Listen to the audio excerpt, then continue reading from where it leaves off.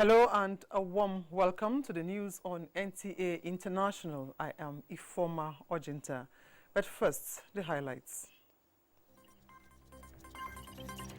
Japan introduces NAFTA peace and stability in Africa as TCAD 7 opens. Vice President Oshibajo presides over the first economic management team meeting. Federal High Court in Abuja denies hearing of Showere's application over detention.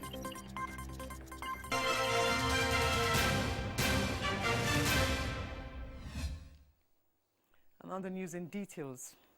In response to the rising tensions, conflicts and other acts of criminality, as well as their impacts on Africa's development aspirations, Japan has introduced a new approach to peace and stability on the continent called NAFTA. Japanese Prime Minister Shinzo Abe, who announced this at the opening of the 7th Tokyo International Conference on African Development in Yokohama, said the new idea is aimed at fostering Africa's prosperity. State House correspondent Adamu Sambo reports that President Muhammadu Buhari is leading Nigeria's delegation to the conference. With the theme, Advancing Africa's Development Through People, Technology and Innovation, the conference focuses, amongst others, on how Africa has been changed in the last 23 years, how TCAD has contributed to such changes, and what are the challenges on the way forward. Chief convener of the conference and Japanese Prime Minister Shinzo Abe said the new deal for peace and stability in Africa, NAFTA, is aimed at ensuring that Japan's multi-billion-dollar investment for the future of Africa, especially in the development of infrastructure, is not in any way jeopardized by conflicts.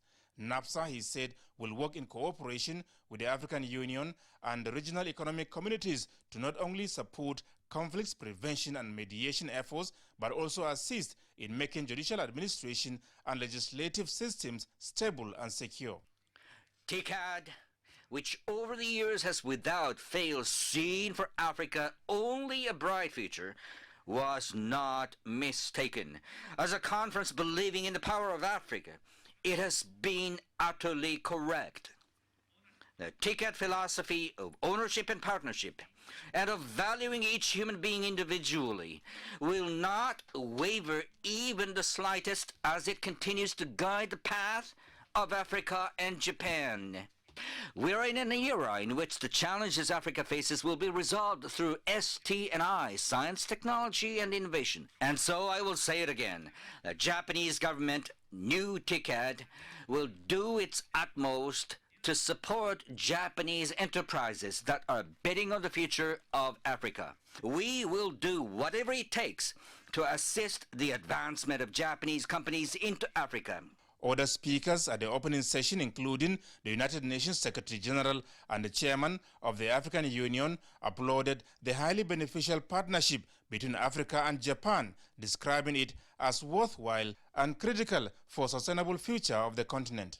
Partnership with Africa is a real chance to achieve joint gains and also a very profitable investment on different levels: economy, security and development. Africa remained open to the whole world. Technology and innovation are central to unleashing Africa's vast potential and realizing our shared vision of leaving no one behind. I look forward to productive discussions over the next days that will culminate in a common understanding of the priorities for common and coherent action to promote peace and sustainable development across Africa. President Muhammadu Buhari, accompanied by the governors of Borno, Kwara and Lagos states, is to address the Tokyo International Conference on African Development on Thursday at plenary. From Yokohama, Adamu Sambu, NTA News. Now, worried over the closure of the Nigeria-Benin border by the federal government and its consequences on his country's economy, President Patrice Talon of Benin Republic has visited President Muhammadu Buhari to seek for understanding and possible intervention. The crucial engagement took place on the sidelines of the Tokyo International Conference on African Development in Yokohama, Japan. State House correspondent Adamu Sambo again reports that the Nigerian leader also met President Ramaphosa over the killings of Nigerians in South Africa.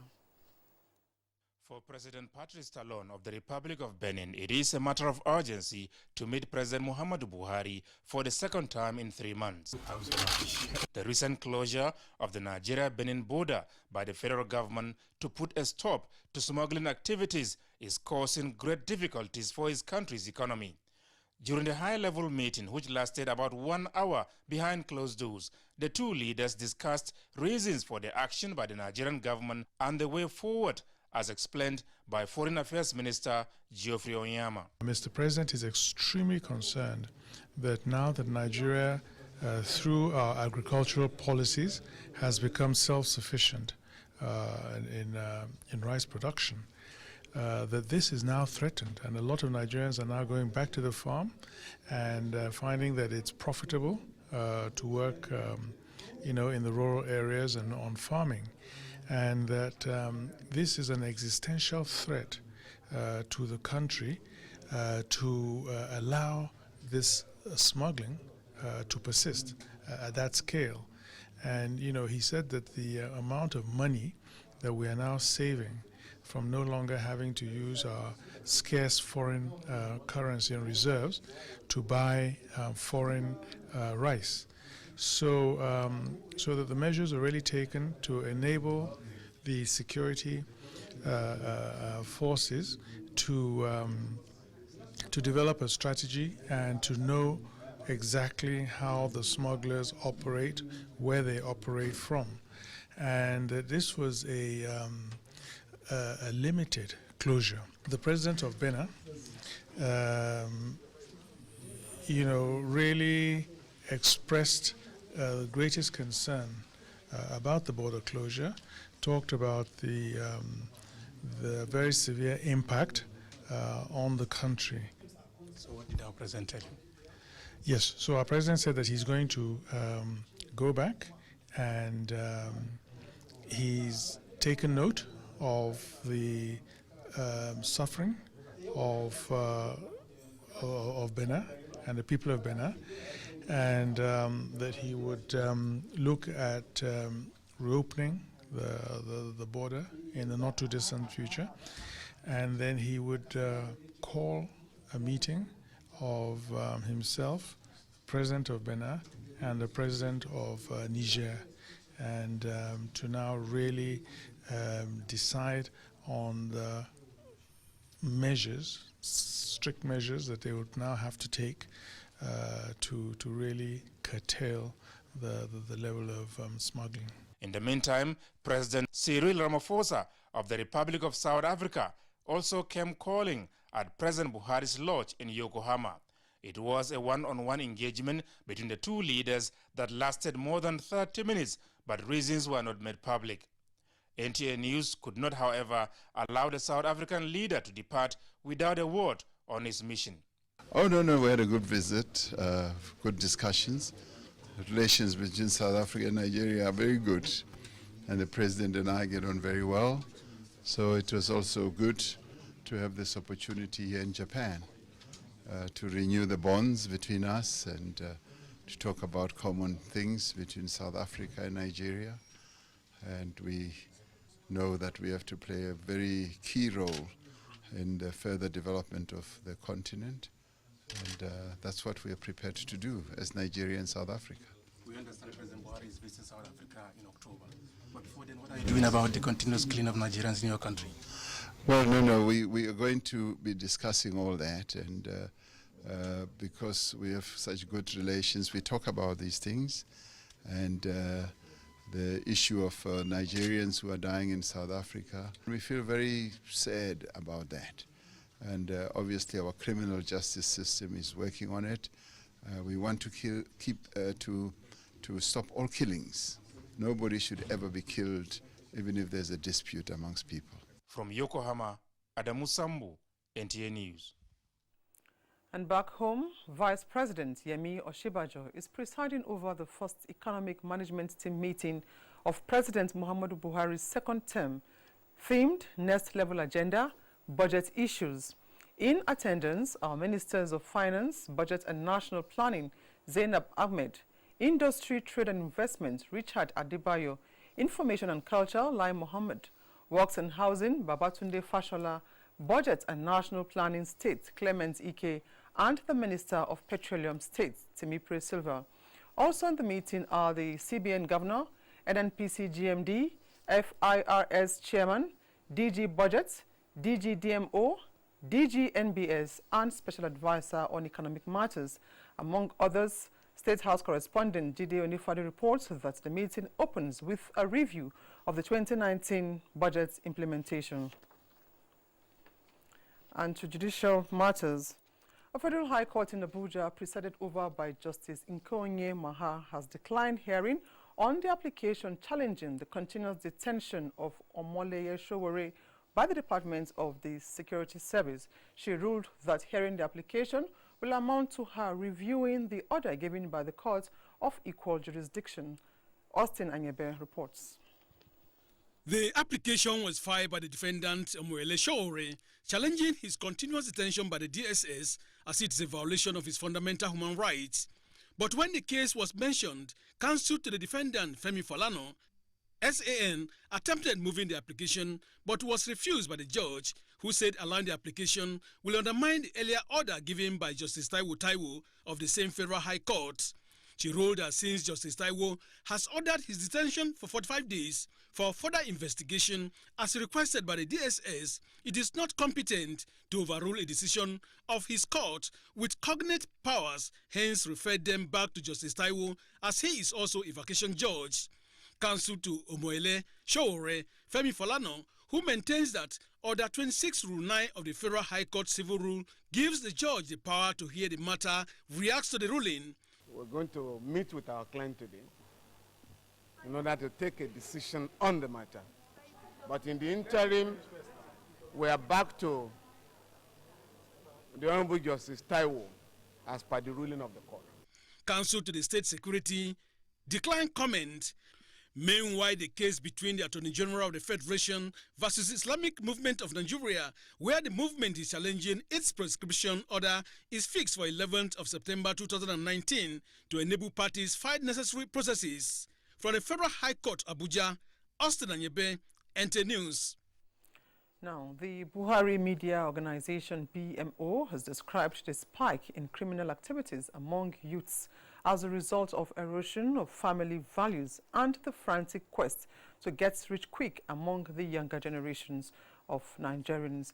BMO made this comment in its reaction to America's Federal Bureau of Investigation's indictment of 77 Nigerians for various offenses bordering on cybercrime. In a statement signed by its chairman, Niyi Akinsiju, and secretary, Cassidy Madueke, BMO noted that it is regrettable that over the years, some misguided Nigerians have deviated from the lofty ideals and values for which our people are known. BMO also reminded Nigerians that most of the individuals mentioned in the FBI list had become naturalized United States citizens and have imbibed Western values. Their actions cannot therefore be used to describe the average Nigerian, as majority of Nigerians are good and law-abiding people. You're watching the news on NTA International, reaching you from Abuja. Stay tuned for more reports after the break. Hey, you! And are you how they talk to? I sabi you now. It's in day your mind, Abi. The person with them go help us. Baba Toros and Shangalu. Oga Lekuva, Mr. Sabi. And you know if we carry last for this one. A spear into the top corner.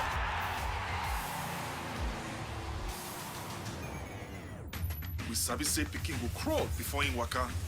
So don't look, no help anybody. No dolly, no. So go for him. Go for football. Go for all Serie A and La Liga matches live. Go for Go TV Max.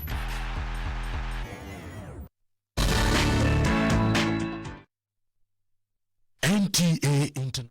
Thanks for staying tuned.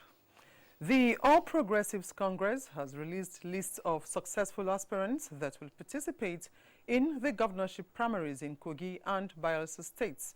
Salihu Abdullahi has the details. The National Working Committee of the All Progressives Congress, after its deliberation on the reports of the screening and appeal committees for the party's Kogi and Bayelsa governorship aspirants, has concluded to adopt indirect primary for Kogi State and direct primaries for Bayelsa State to elect candidates ahead of the November 16 governorship polls in the two states. In a statement by the APC National Publicity Secretary, Lanre Isaonilu, the party has relied on its guidelines and the provisions of the Electoral Act and cleared 9 aspirants out of the 16 of them that have obtained nomination and expression of interest forms to participate in the August 29th governorship primary in Kogi State. Those cleared after a comprehensive review of the screening and appeal committees by the National Working Committee are the incumbent governor of Kogi State, Yahaya Bello, Adiza Iyoma Ibrahim, Yahaya Odidi Audu, Sani Lulu Abdullahi, Engineer Abubakar Bashir, Engineer Dallami Umar Muhammad, Yakubu Muhammad, Hassan Abdullahi, and Ekele Aishat Blessing, while Professor Muhammad Saidu Onailo, former Chief of Naval Staff Admiral Osman Oibe Jibril, 2 children of late Prince Abubakar Audu, Mustafa Mona Audu, Muhammad Abubakar Onuku Audu, Rukayat Ibrahim, General Patrick Adeno Akpa, and Babatunde Ayokunle Irukera made the list of 7 aspirants that were not cleared. In a similar statement, the party says it has upheld the report of the screening and appeal committees for the Bayelsa governorship aspirants ahead of its primary scheduled to hold on Saturday, 31st August 2019. Out of the 7 governorship aspirants, only one of them, Dr. Briai Frankland, was not cleared to participate in the party's governorship primary, while the remaining 6, including Aganaba Priye Stephen, Senator Henekin Lukobiri, Prince Ebitimi Christopher Angbare, Disei Nsirim Puea, Leon David, and Professor Maureen Etebo, were cleared. The screening and appeal committee's report states that those aspirants who are not cleared are guilty of various offenses against the party's rules and Electoral Act. However, some concerned youths from Kogi State at the APC National Secretariat wants the party's leadership to reconsider one of the aspirants, Babatunde Irukera, for the governorship primary elections in Kogi State. In Abuja, Salihu Abdullahi. Rachel Shaibu is standing by with news from the financial sector. Good to have you join us here. In line with the federal government's resolve to pay all former workers of the former Nigeria Airways their benefits, the Presidential Initiative on Continuous Audit in the Federal Ministry of Finance, Budget and National Planning has started a week-long mop-up verification exercise.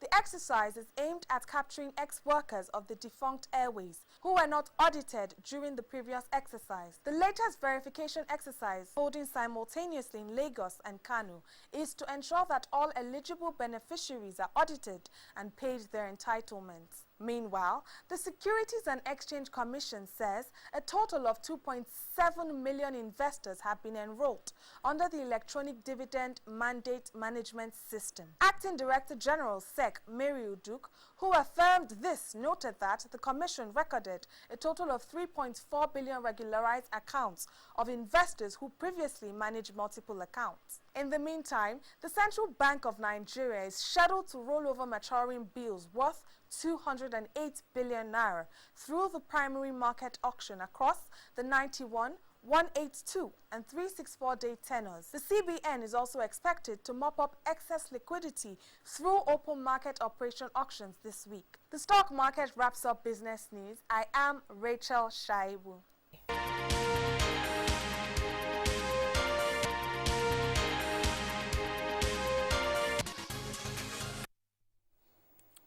And now sports.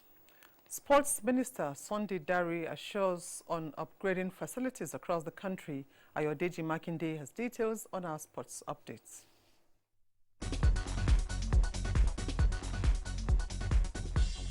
Youth and Sports Development Minister Sunday Dare says there will be more focus on grassroots sports talent discovery and youth empowerment nationwide.